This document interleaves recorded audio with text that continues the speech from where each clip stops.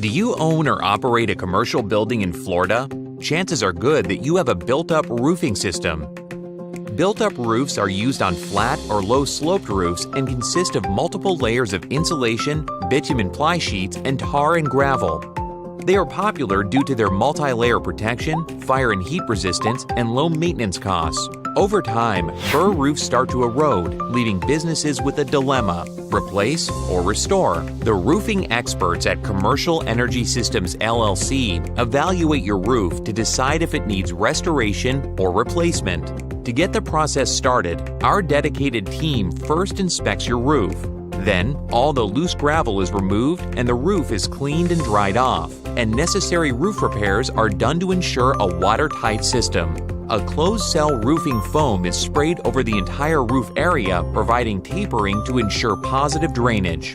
Finally, a top-coat application of high-solid commercial-grade elastomeric is spray applied for a complete monolithic, seamless waterproofing restoration. Restore your roofs with Commercial Energy Systems LLC, the roofing experts.